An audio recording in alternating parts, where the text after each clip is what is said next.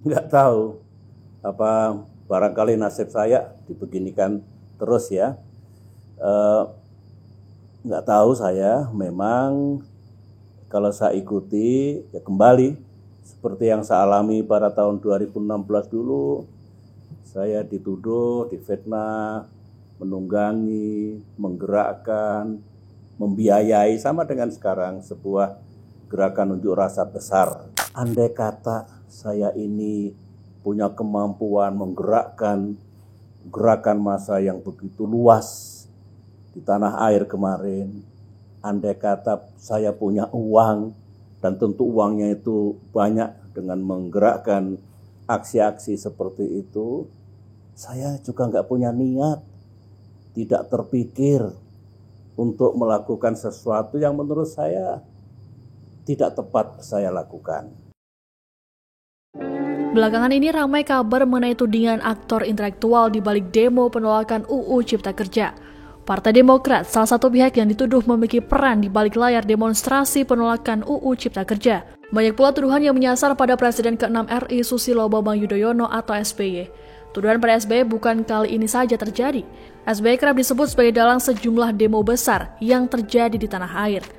Ayah kandung Ketua Umum Partai Demokrat Agus Harimurti Yudhoyono itu menjawab tudingan miring yang dialamatkan padanya. Hal itu diungkapkan SBY pada video di akun YouTube Susilo Bambang Yudhoyono yang diunggah pada 12 Oktober 2020. Terkait tuduhan dalang aksi penolakan UU Cipta Kerja yang ramai di media sosial, SBY mendesak pemerintah untuk menyebut pihak yang menjadi dalang sebenarnya. SBY juga meminta untuk diungkapkan secara jelas kepada masyarakat agar tidak menimbulkan kabar bohong. Menurut SBY, jika tidak ada kejelasan pihak yang dituduh sebagai dalang, maka akan menciptakan suasana tidak baik di masyarakat dan akan menimbulkan rasa saling curiga. SBY pun meyakini pernyataan sejumlah pejabat negara seperti Menko Perekonomian Erlangga Hartarto, Menko Kemaritiman dan Investasi Luhut Binsar Panjaitan, dan Badan Intelijen Negara atau BIN soal dalang unjuk rasa tolak UU Cipta Kerja bukan ditujukan pada dirinya. Terlebih hubungannya dengan Erlangga dan Luhut baik-baik saja. Ia juga tak meyakini BIN menganggapnya sebagai musuh negara. Rupanya tak hanya sekali SBY merasa difitnah. Dalam kesempatan itu, SBY juga mengungkapkan fitnah yang ditujukan kepada dirinya pada 4 tahun lalu, yakni dituduh sebagai pihak penggerak aksi bela Islam atau aksi 411 pada 4 November 2016. Ia menilai pihak lain ingin mendapatkan nama di hadapan Presiden Jokowi dengan cara menjatuhkan dirinya dan Demokrat. Menurut SBY, seseorang yang memfitnah dirinya di hadapan Presiden rupanya meminta bawahannya untuk melengkapi bukti-bukti keterlibatan SBY dalam aksi 411.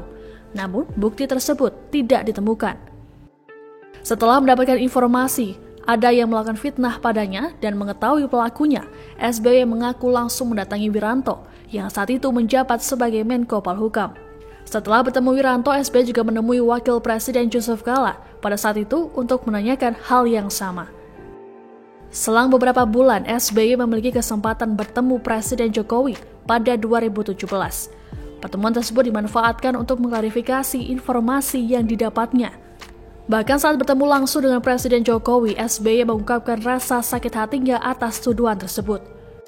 SBY mengaku akan menulis siapa pihak yang memfitnah dirinya sebagai penggerak aksi 411, sebagaimana pesan istrinya Ani Yudhoyono.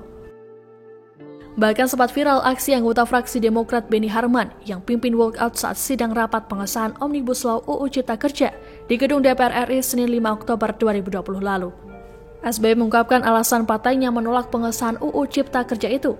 Menurutnya, masih terdapat substansi dalam RUU Cipta Kerja yang bermasalah, baik itu pasal-pasal dan konsen pemerintah, seperti untuk menciptakan lapangan kerja, investasi, dan perekonomian. SBY juga mengatakan Partai Demokrat menolak RUU tersebut disahkan karena menuai penolakan dari elemen masyarakat seperti kelompok pecinta lingkungan, petani, dan masyarakat di daerah. Oleh karenanya, jika RUU tersebut tetap disahkan, maka akan menimbulkan perlawanan yang besar. SBY pun menyarankan pemerintah dan DPR berkonsultasi dengan elemen-elemen masyarakat yang menolak RUU Cipta Kerja tersebut sampai menemukan titik temu. Partai Demokrat disebut SBY menyatakan penolakan atas pengesahan RUU Sapu Jagat itu bukan dalam rangka melawan negara, namun untuk mengingatkan karena terlalu banyak masalah dalam RUU tersebut dan harus dibangunnya komunikasi dengan elemen masyarakat. Serangkaian aksi demonstrasi penolakan UU Cipta Kerja di beberapa daerah berakhir ricuh. Aksi yang diikuti ribuan orang itu mengakibatkan kerusuhan, bahkan perusakan fasilitas umum, hingga akibatkan sejumlah orang terluka.